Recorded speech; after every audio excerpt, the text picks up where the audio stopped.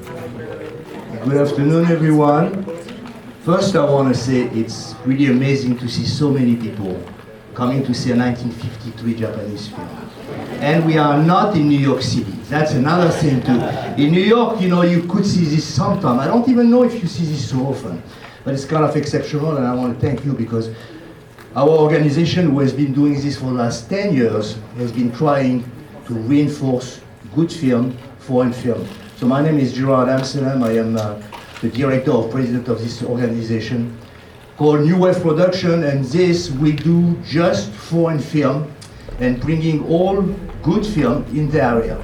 So you have few different venues where we show film. I show film too in Chatham, in Cranford, in the Morris Museum, and I have a space in Livingston Art Park where I show film. And all these films are classic film. Can be Italian, French, or very new film. Like I will be showing on April 30 here, the last film of François Ozon, The Stranger, based on the Camus, book, who won the Nobel Peace Prize of Literature. So all kind of different things in the area. So if you are on the email list, it's great. If you're not, if you write your name on the email list, you get every month an email telling you where are all the screenings and what are the movies. So always a series, always something interesting to watch. This is a Japanese film series. We took a while to put together, and we're trying to show 5 films, different film directors, different vision, and different language. So what I want to say before I start, film is a language. Film is not a following of image and action. I mean, I don't know if you know, I don't know if anybody knows this. Her name is Béla Tarr, the great Hungarian filmmaker. He said that most people think that film has action and edit. This is not film.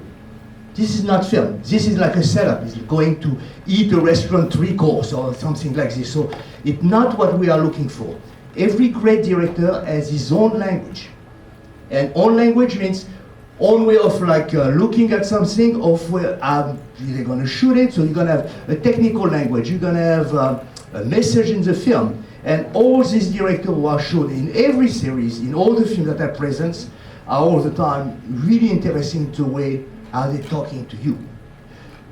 Coming back today too, because it's Academy Award, you can see who won the Academy Awards.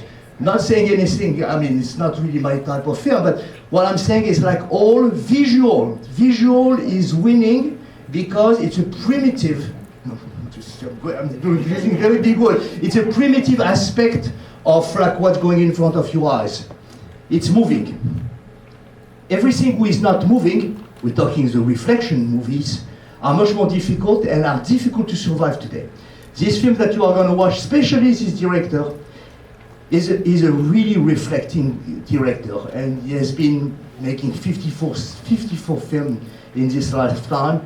But before to do that, it's what I wanted to say. You are watching, everything you are watching here are a very special language, and I will go over everything. I will explain whatever I've been learning from it, and introduce you about that, and to a Q&A after the film.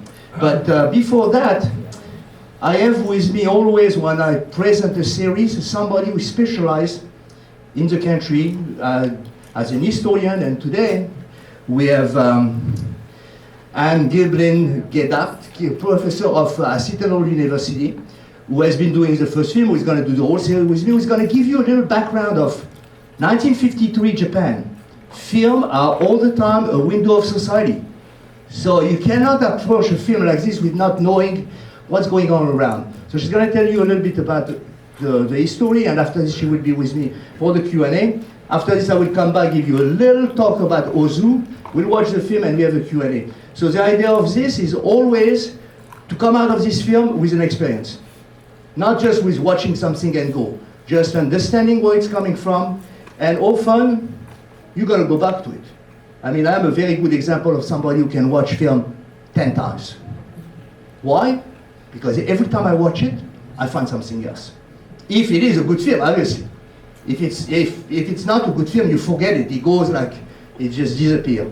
Everything like this are really so strong in their message, and this is a very good example that you get something out of it, and maybe you discover all the other films that he has been made with a very prolific director, and died very young too. I mean, 60 years old. 60 years old maybe in 1953 was old, it's not old today. But anyway, I'll let you listen to Anne, and after this I will come back for a few minutes before we watch the film. Again, thank you very much for coming. Thank you. Hi, my name is Anne Gadat. I am a professor of Japanese history at Seton Hall, and thank you to Gerard for bringing such an important film to the stage, or the screen in this instance. What I want to talk to you guys about, I was really reflecting on what you need to know to really understand the level of depth that we see in Ozu's film, Tokyo Story, or Tokyo Monogatari. And I think that you need to know the historical context. Of course, I'm biased. But also you need to know about something that my students struggle with a lot in my classes, which is the concept of filial piety. So in Asian cultures, and particularly in Japan, there are multiple different religions and moral philosophies that are all at play at once. They don't have monotheism, so it's okay to subscribe to multiple ideas all at once. And in the post-war period, what we're seeing is this is directly after World War II. This is after Japan has had a meteoric rise and spectacular fall from grace. In the span of about 70 years, Japan goes from being a partially colonized nation to being a strong, independent country that is the only non-Euro-American power that is an empire, that has a seat at the big boys table at the end of World War I, and has challenged internationally the global world order. Part of why Japan was able to do so quickly, in just 70 years, was because of this concept of filial piety that comes from Confucianism. So Confucianism and filial piety go all the way back to the 700s in Japan. It came over from China, and it's really what created the basis of Japanese government. Confucianism is not a religion, it is a moral philosophy, but it's a political philosophy. And for many of us, we see morals going with religion. But in Asia, it's very different. So in this film, what we see is the breakdown of what had allowed Japan to so quickly shift and change. During the pre-war period, what allowed that growth was something called the emperor system. The emperor system posited that the emperor, which had been around in Japan with no power at all, basically since the 700s, it was taken out of the cupboard and dusted off. And they said that they were bringing back true Japan in the form of an emperor who represented the physical body of the nation. And the emperor was the father figure for the nation. And filial piety is not just a hierarchy of top down. It's about reciprocal relationships. There's a relationship where the father owes to his child education, taking care of them, raising them upright. And the children then owe to the father their loyalty, their fealty, and their taking care of them as they age. What we see here in this film is the breakdown of the family. It's about what do we do once we realize that the emperor system was all a lie? How do we make sense of the world in which we're now living in? Should we be paying respect to our elders? Or are our elders the ones who got us into this mistake in the first place? So how do families, if emperor is the macrocosm of the family, what happens in the microcosm? What happens in individual families? How can we understand the relationship between these aging parents and their children? How can we see the push and pull between a new modern future that is rejecting things like the emperor with the reality that that is what had underpinned and created Japan into an astounding nation? How do we move forward? And that's really the questions that is underpinning this film. It's about what happens in a post-war world. What happens right now during this film? It was still during the American occupation, but what's next? Should we be paying attention to those who came before us, or do we need to find our own way? And what does that mean for people who may be left behind? I really hope you enjoy Ozu. He is one of the greats, and this is one of the top films, in my opinion, and in the opinion of random lists online, of all time. So I'm going to hand it back to the filmmaker. All right, thank you again, and let me tell you a little bit. Ozu. Jaijiro Ozu was born in 1903 from a very regular family. His family had a business, and very young age he's interested by film. Film at the time is a new art, obviously. You know, it's very little people doing things. It's not very well, you know, judged. It's not judged as really a good art. And from really very early age, he's really so involved with it that he's really obsessed with it. It's the only thing that he wants to do. Don't do very well in school. Like a lot of them, like François Truffaut or a lot of them, very obsessed by the fact of being wanted to be a director. So he's, you know, it's like completely, his parents or his family said that he was thinking just about that. He goes to the army back and forth, find a job finally in one of the film studio and start to make obviously silent film. He made 35 silent films.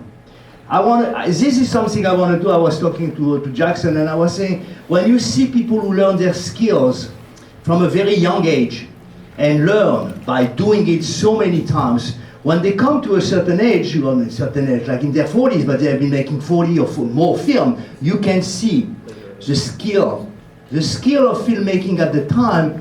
You had to go to the step. You had to be an assistant director. You had to be helping, and after this to go to director. So eventually get to director position, made 35 films, go to the war and start after this, all these films that you have been watching, that he start to find his own way of making film. There is some technical aspect of Ozu that every filmmaker is talking about it. If you go to film schools, they will tell you Ozu is famous for that. But I will go about that after the film, telling you why is it so special and why he does this. So there is a way of that he's using the camera that never anybody used it. Now, guess what?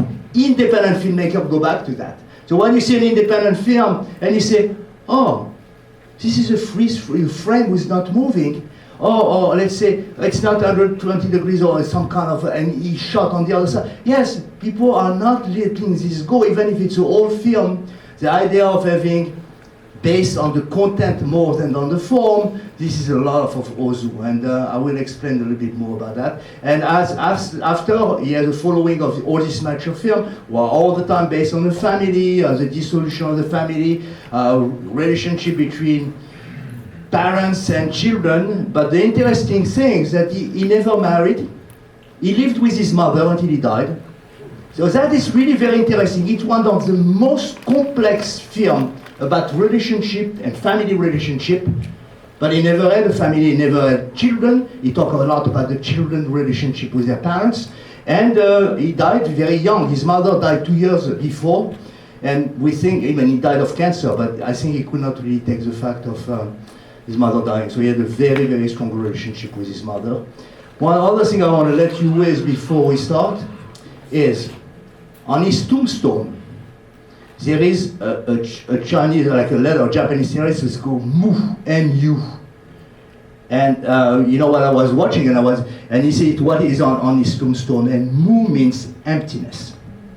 Of course related to the Japanese Zen, or the whatever it is, but think about that. Because we're not looking at a film which is filling up the screen. We're not looking at chasing car. We look at two people talking about like 15, 20 minutes maybe, on really deep and very great reflection of what human. This is a film about humanity. This is a great film. CC, I will say, Bergman was a great one, and even the person that we are talking today, this week, because it is Eric Romer, one of the great French directors. These people are talking about the essence of humanity and not trying to make you forget. They want you to get in it. And that is what good cinema is about. So thank you again for coming. You're going to watch, and when I come back, when we finish the film, I will tell you everything I know, especially about these techniques, the message, and we'll talk about all the Q&A, every question that you have. Thank you again, and enjoy it. It's a marvelous film. Thank you.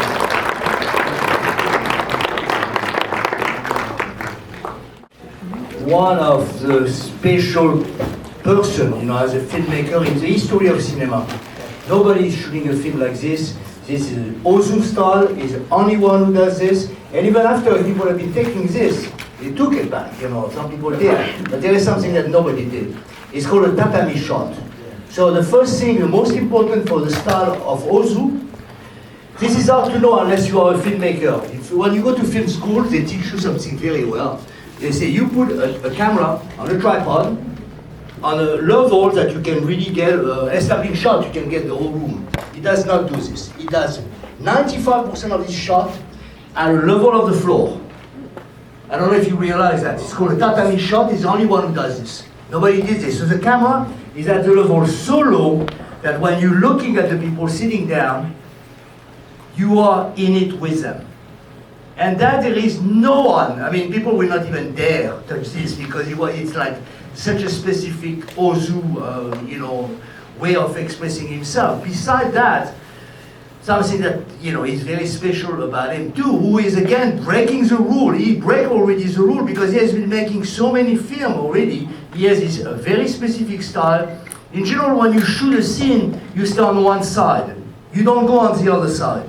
Because you don't know where you are suddenly. He does this. He breaks the 180-degree rules and he goes on the other side. I mean, I don't think you see it really well, but it's what he does. And so this is another way we're very specific to Ozu, and two, the framing. I mean, the framing is everything. I mean, we're in 1960, but 1953. But if you go to the great Italian filmmaker like Antonioni, or like if you go to the Fritz Lang of the 1930s, the framing is everything, because the framing is like you put the people in a frame. Today, we don't have, the framing we have today in the really modern cinema is the camera is moving, it's not sitting, he sits. You compose a frame, you put the people inside, and he sits there. And often, the camera is not moving. So, it is a way, whenever we see Ozu film, that you know what the reaction of the people will say. If there is no camera movement, if there is not too much movement of people, it's equal. What is equal? It's equal, not action. If it's not action, it's boring. That is today. The today language of cinema, and this is from, I don't know if there is a couple of young people who are going or went to film school. I just read an article like 2 weeks ago, that teacher in film school cannot show film like this because the kids will not have the attention to be able to watch a film like this. And I think this is a catastrophe. Because if you cannot take the time to watch a film like this and look at it in all the angles, especially if you're going to be a filmmaker, this is one of those things. So he is like one of the great creators of this. He is too the one well Kurosawa. Remember last time we saw Ikiru, Ozu was helping, the studio to accept Kurosawa. Kurosawa became, like really, as you know, a much more action-driven director and much more accepted by a lot of people. So Ozu is still he stays the same, and he stays like this until he dies. He will shoot film the same way.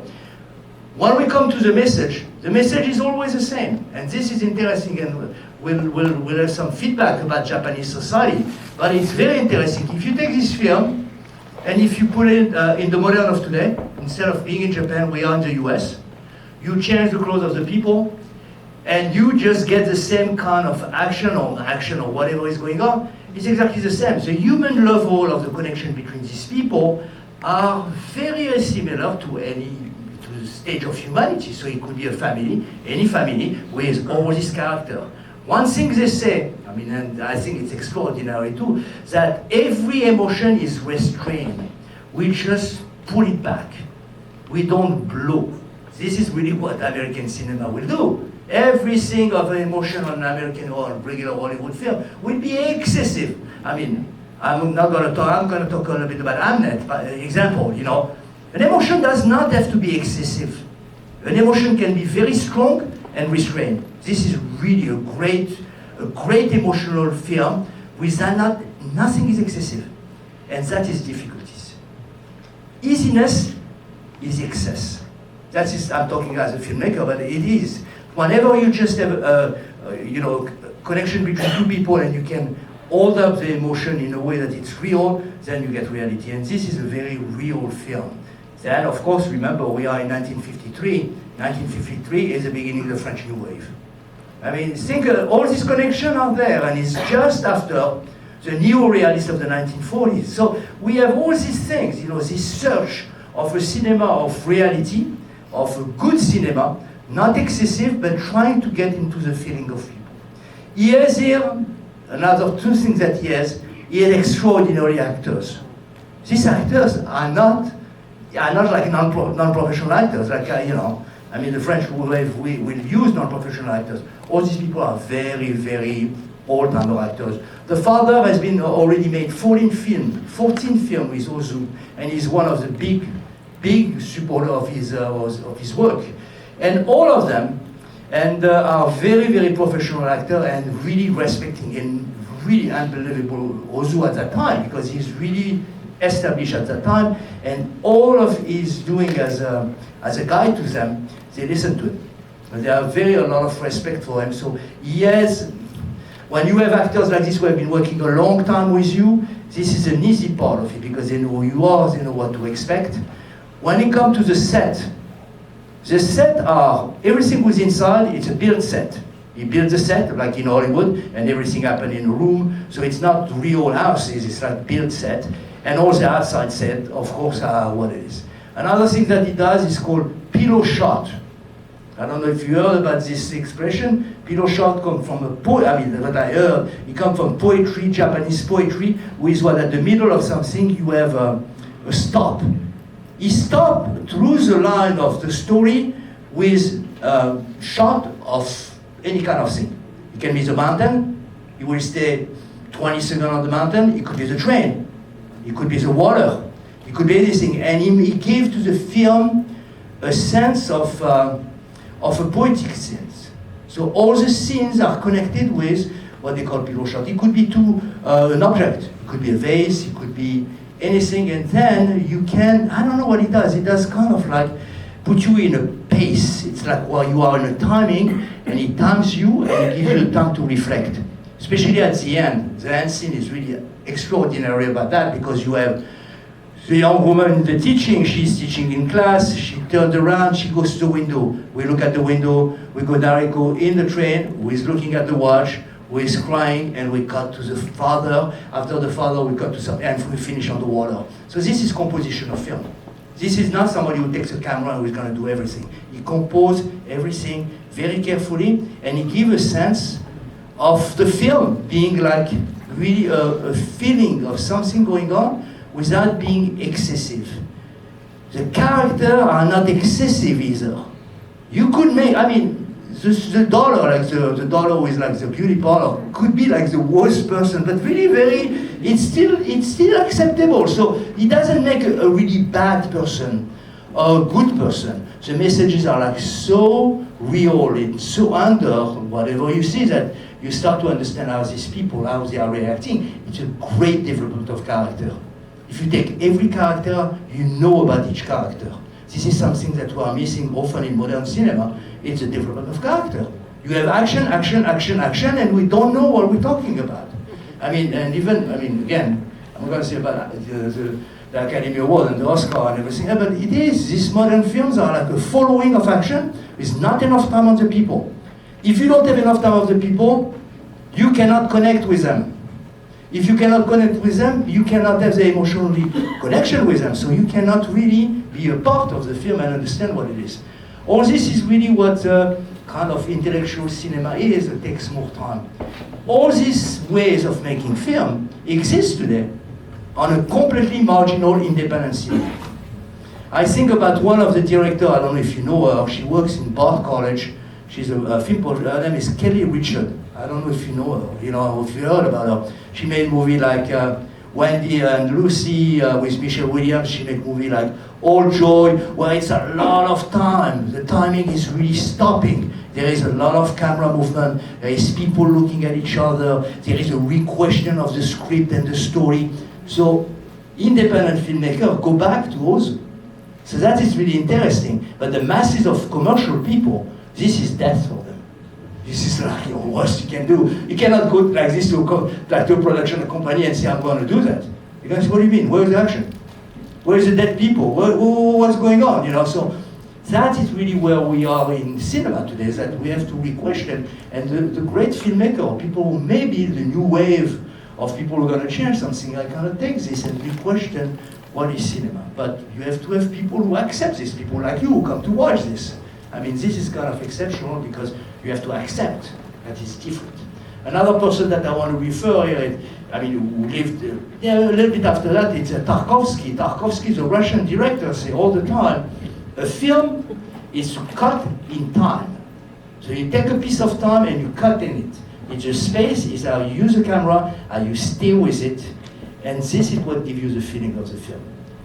Even so, people who are interested by this film like me, sometimes I have problems because it's so staying on it that it can make me who is like, I've been watching thousands of, even me, I get like, oh, what's going on? Oh, where are we going? You know, what's it? Even me. So I understand that people who never watch film like this can be really annoyed by the fact of we stay on the emotion, we stay on the relation, we stay on the look.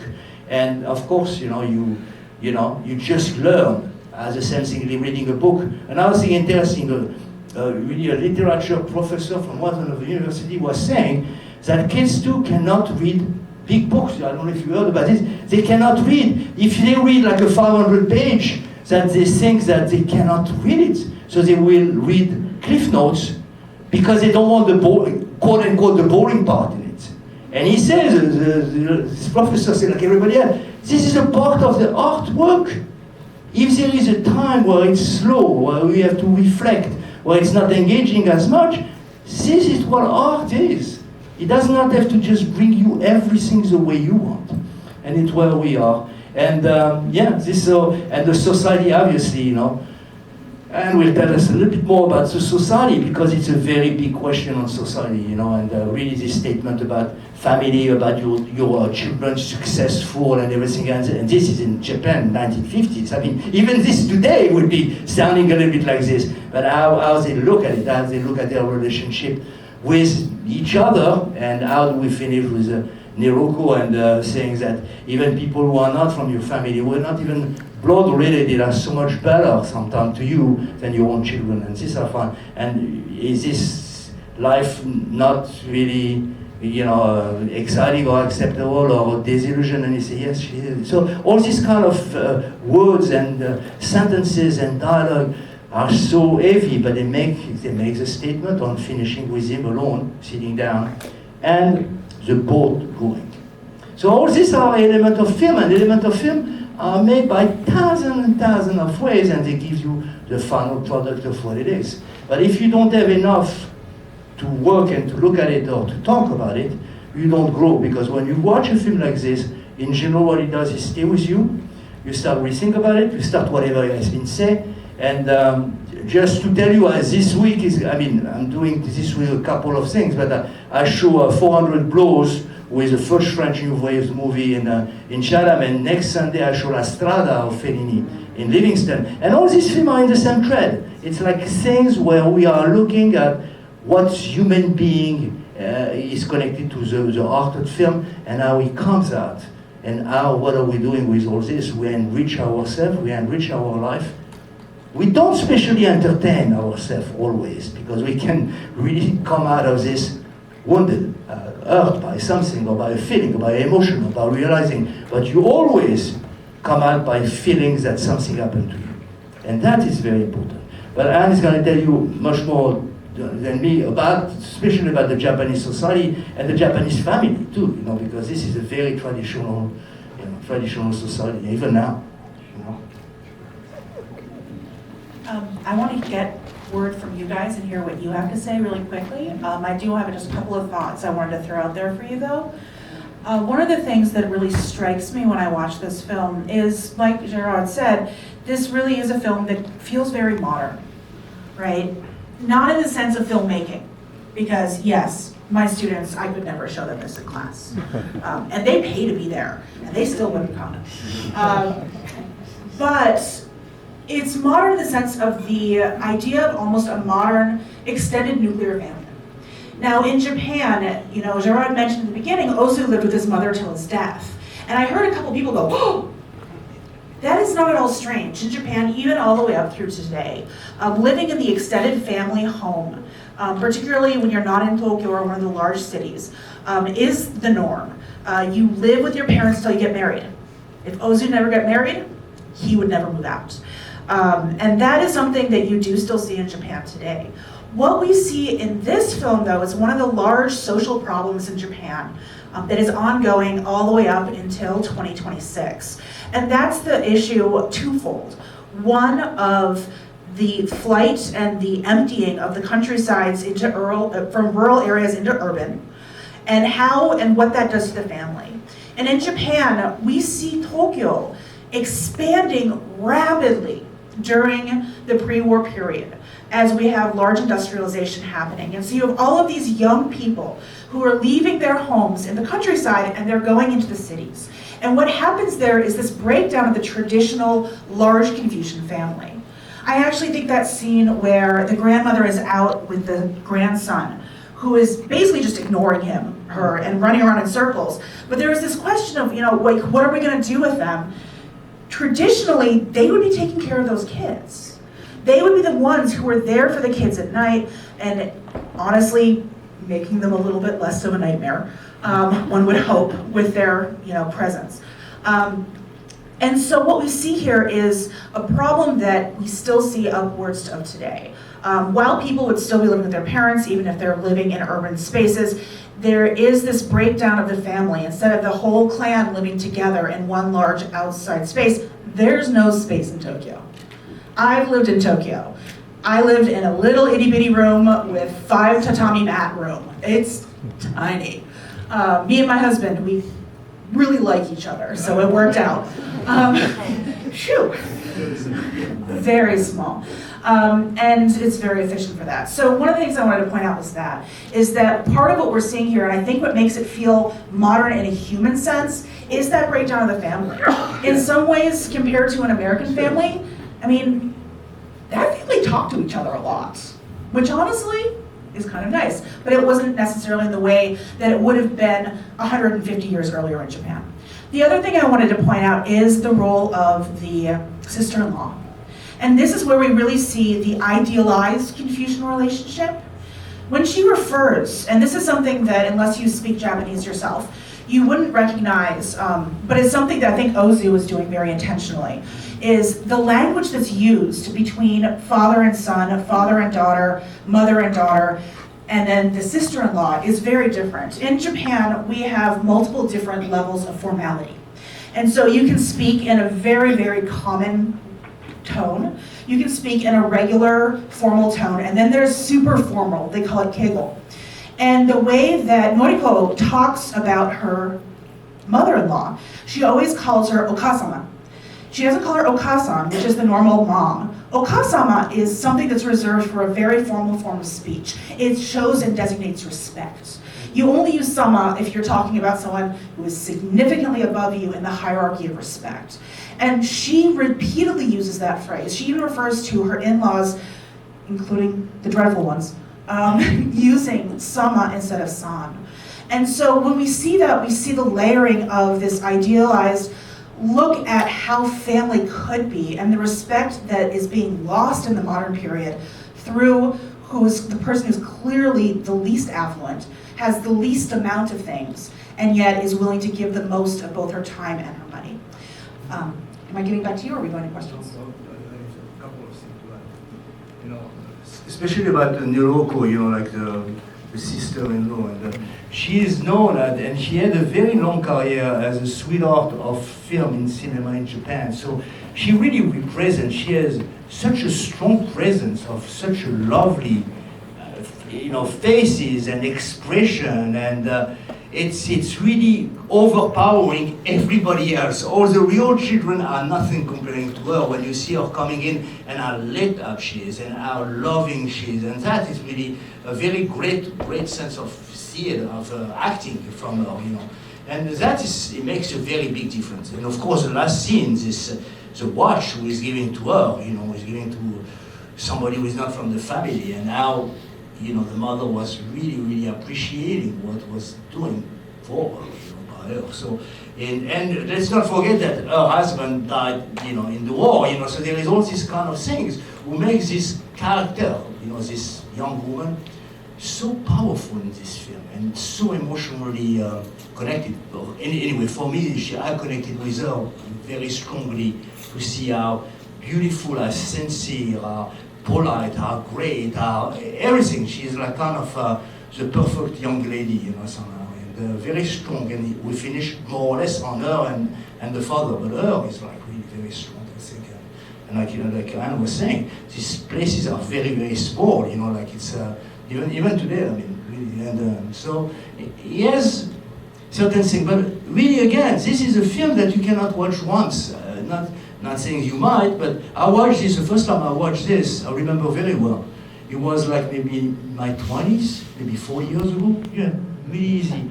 And I found that it was kind of, the pace was not going the pace I wanted. I say, why is this so important in the story of cinema? And like I do with every film, I go back and I look at it, and I start to understand. I start to understand as I get older, all this experience of life who building me into like watching things like this.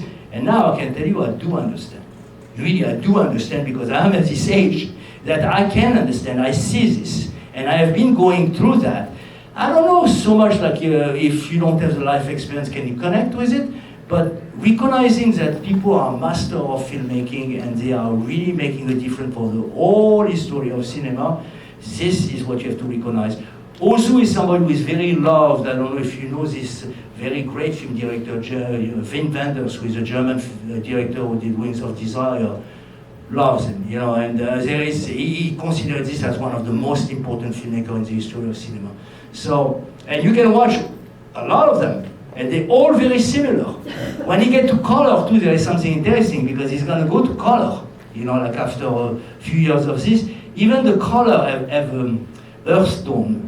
They're not bright, they're very kind of earthy, you know. So everything is give you a sample and simplicity of the tone of color, of the framing, of the action. There's a lot in dialogue, but often at 95% around relationship between father, daughter, or sister, all this kind of thing. And it's still, I find this very interesting that maybe he did, or whatever I read, he never had like, you know, a regular family where he could really go inside and be able to take the experience and make these films, you know. But this has been always until he died, and he died very young. He died at 60 years old, and it's a very, very big career. 54 films at 60 years old. I don't know anyone. Maybe Jean-Luc Godard. Maybe one of them. You know, but 54 films is like, it's really unbelievable. But he's really one of the great masters. And I mean, I really ask, if you have interest for this, just go watch the other films that he made, and it's always extremely beautiful, very well done, and always with this sense of search. And having at the end of his life, the letter move, which means emptiness, you can really relate to this, to whenever you see that when you finish at the end, what are you finishing with?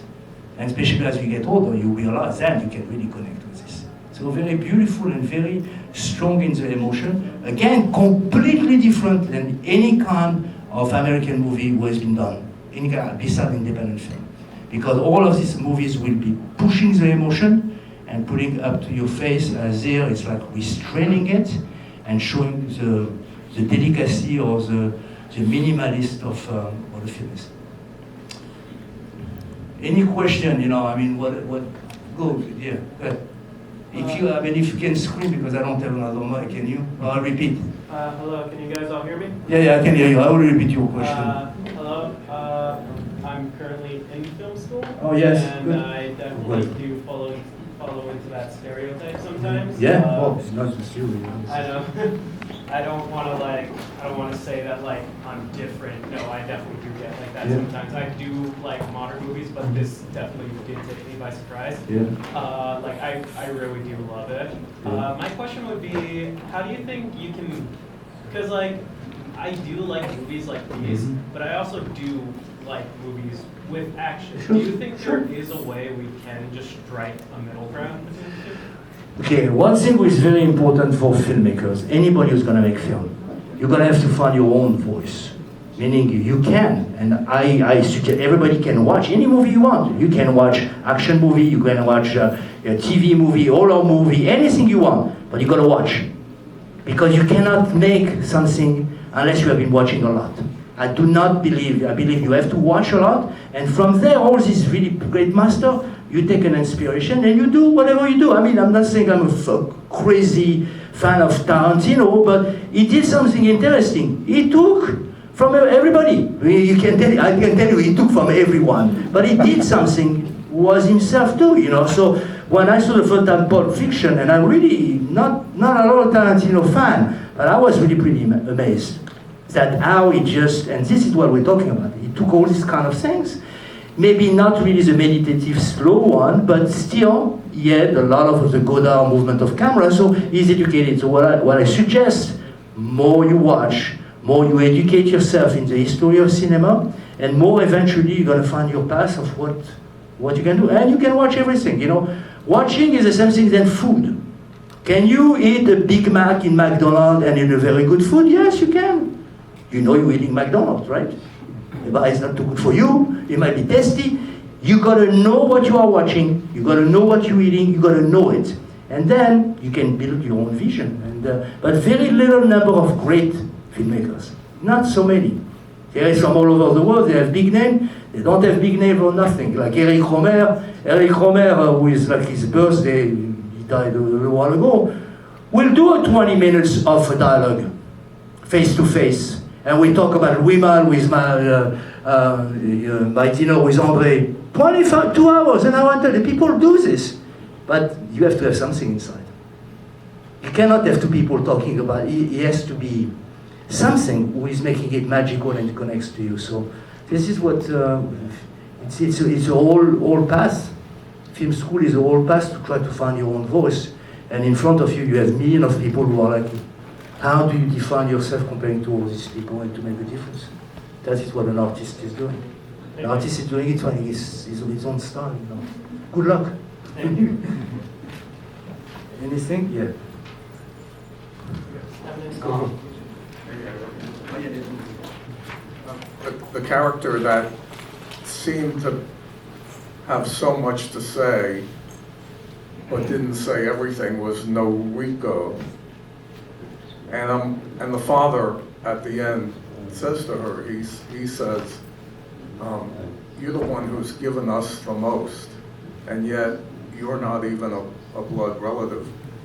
And she says, no, I'm selfish. There's something that she wants to say, but she doesn't come right out and say it. I just wonder what your thoughts are on that. Yeah.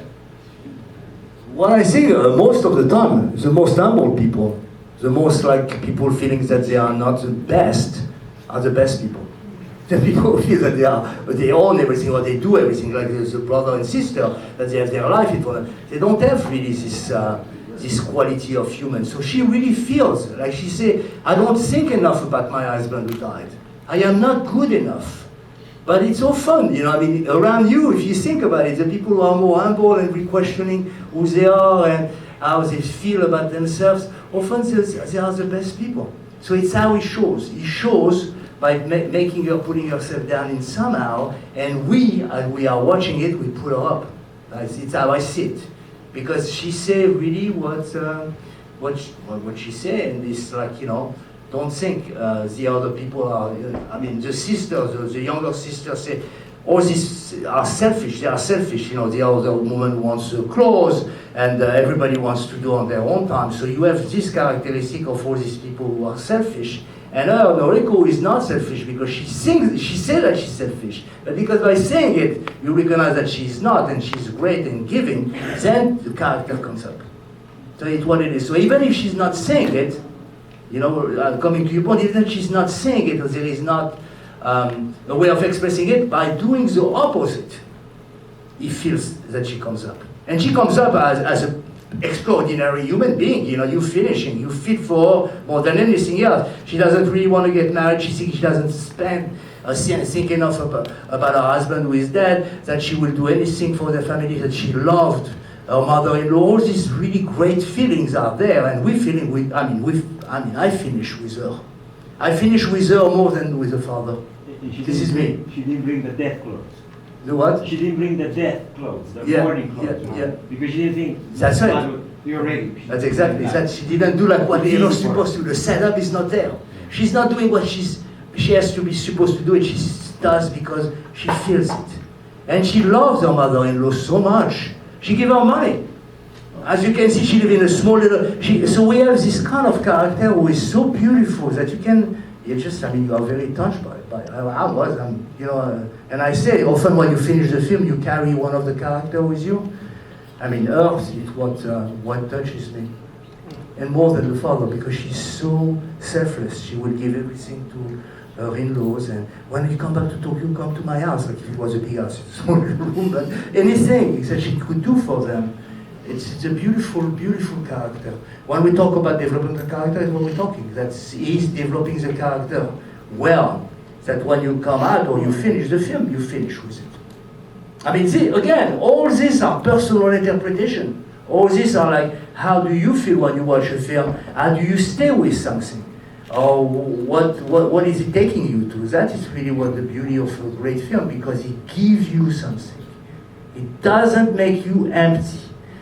There is nothing worse than feeling that you left a film and you don't even remember what you watched. And it happened to me. I have some of my friends that say, what did you watch yesterday? Oh, what I watched yesterday? Oh, I don't remember. You don't remember what you watched yesterday? Because he has no connection. It doesn't connect with you. But when you watch something, it connects. Stay with you. The last film I watched, I can tell you because I loved it. Really, the last film, it's a production between Spain and France. It's called Sirat. It's extraordinary because talking, I don't know, is not here, but like this we're talking a mix of heavy movement and action and. I cannot even describe it. It's like on the desert of Morocco. It's absolutely beautifully shot. But you will say at the time, what is this stuff? What are they doing? It's a rave, people are dancing, are screaming.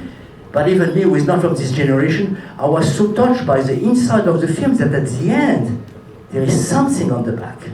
That even if this action is there, it's not just that, it's something else. So you have a connection with everything. That is really good. Didn't do anything. He was nominated for the best foreign film, and he didn't win. But actually, the best foreign film that its sentimental value for me was the top of the film. The top of all the film was nominated for just one reason, because it was touching.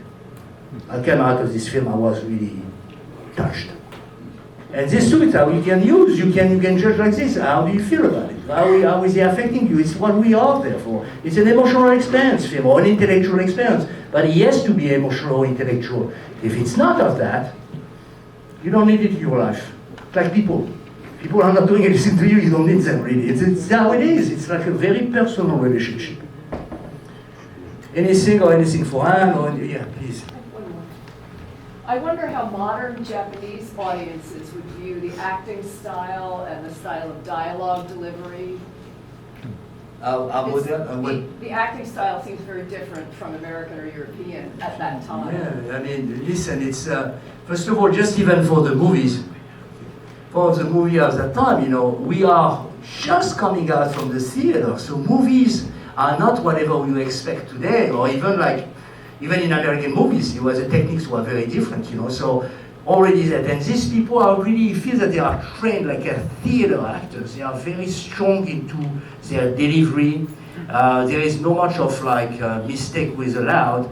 So they have this kind of rigidity, I find, comparing to other things. But because of this, the dialogue are so clear. Everything is so well expressed because they have formal training, or I suppose they have formal training. So they give you a sensation of something. Whereas today, often many production is speaking or is dialogue so important? Maybe not so much, but I think this was an era, and not even today too on independent film, but there is this need we have, and it's different, but it's interesting. Yeah. So I guess the question is, so when the parents got put in that hotel where there's gambling and prostitution going on, and they came back, I would think an American would slap their kids for doing that. Why did you put me in that, right? Do you think they're being just too polite? I know there's a cultural respect, right? Do you think that it's too much there, or was their reaction more normal for the culture at that time? Honestly, I think it probably is normal, but a lot of Japanese politeness is very much a read between the lines sort of society. I spent a lot of time living and working in Japan, and what people say is not always what people are saying. And I think you see that in America too, of course. But the fact they came back, that's a red flag. The fact that they mentioned, I don't think this is a place necessarily for my generation, that's a red flag. I actually just drove from Washington, D.C. today to be here because I was doing research in the National Archives, and I was actually researching hotels in Atami. So that was fun. I'm really interested in the idea of American soldiers and how they consumed Japan in the 1950s during the occupation. And they sent a lot of American soldiers on rest and relaxation to Atami. They were staying in different hotels. They were staying in the soldier hotels, but it kind of gives you a bit of a feel and a flavor for what that seaside town might be like that I will say a week ago, I would have missed that entirely, but I was like, they're sending them to Atami. This is not going to go well. But I think that in some ways, reading between the lines, I think actually that moment with the daughter was the slap in the face moment. Like, we came home early from our restful vacation, and she's like, I don't have time for you, and I need you to not be here.